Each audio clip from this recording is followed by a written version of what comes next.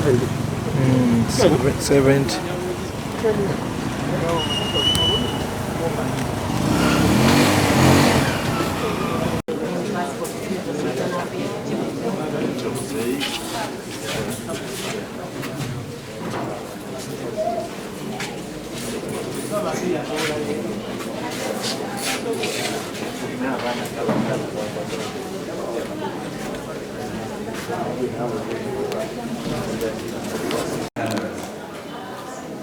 Did you get a chance to take a look at the CCTV cameras as the SOCO?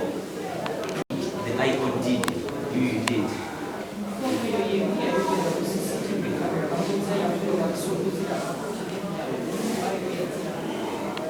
Am I therefore right to say that you never extracted, you never extracted the footage of the CCTV cameras? It wasn't my work. That wasn't your work. Extracted the CCTV cameras. Do you have a copy here? I don't have, because I'm not right now.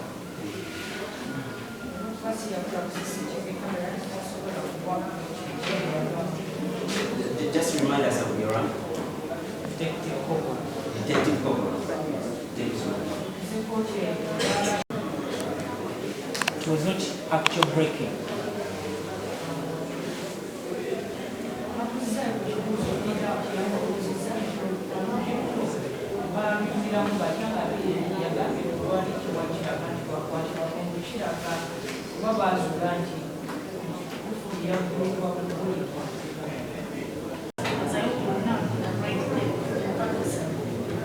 Okay, let me first respond to his neighbor. I have not.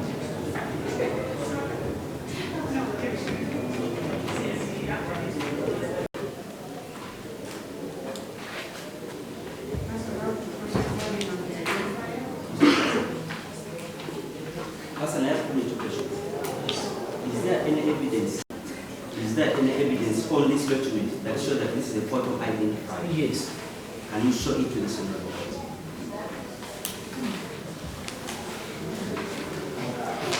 Okay, the first evidence, Show it to the Senate. Thank you. the date. The date. of this is the scene of crime, identifying the date, the time, the place where the scene of crime occurred, the police station where where the case was reported, the case itself, Go slow. What is right here? Yes. the case itself, the SD reference under which that case was registered, my particulars, and the camera used.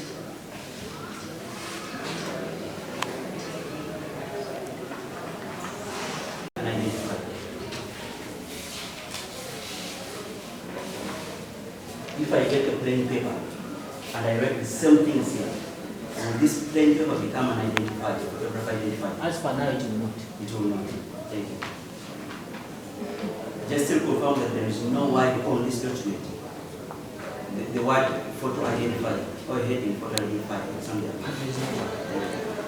Lastly, confirm to this court that this so-called identifier has church zone Kisumu as a place where the offense was committed. That's the scene in this case. That's the scene listed. That is the scene. Most of that. Okay, amanya Geoffrey Tulyamusima, lawyer wa Charles Sipapa, abanji gwe tumanyi. Guno gwe musango gulwano ku kooti y'e Makindye gwe bamuteekako nti yagenda n'amenya ofiisi ey'omu Japan ekisugu. Guno musango singa tujjukira bulungi bagamba gwa mwaka 2019. Okuva 2019 paka omwaka ogwedde bayite baguleetanga, baguleeta omwaka ogwedde.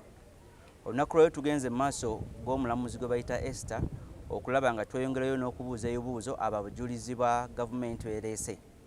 Omujulizi wa leero abadde Soko oba omuntu akola investigation ewogudde ekikoloberwa ekyo.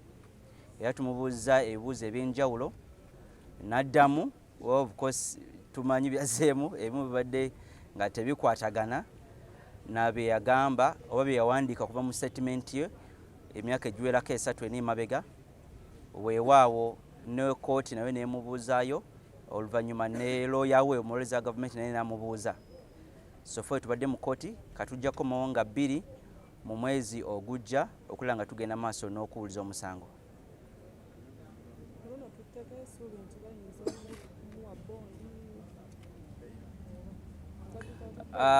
Yes, bail. Ekisooka ku guno omusango tetwagenda nnyo mu by'okusaba bail ku lw'ensonga tumanyi wakati waffe oba wange ne client wange that omusango guno mujweteke kati ng'ogenda mu bail ate asooka aveeyo ate tugende maaso n'okuguwuliriza weewaawo ate alina ne guli omusango wa high court nga tekijja kukola makulu ku lw'ensonga ne wafuna bail wano nga tanafuna bail okuva ku high court aba tasobola kuvaayo.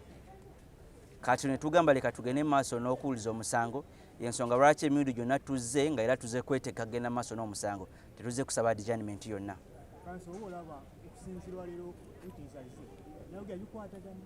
Of course ono witness wakubiri nga bonna bye boogera tebikwatagana.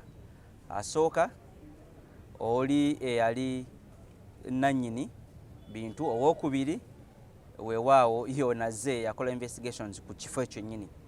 Kati mulimu obulimba bungi kyemmanyi ne kkooti ebulabye weewaawo tujja kuteekayo okusaba kwaffe okulaba nga bagugoba omusango. Essuubi welidde nnyo era bano abajulizi abasigaddeyo 2 oba 3 bajje nga beetegese.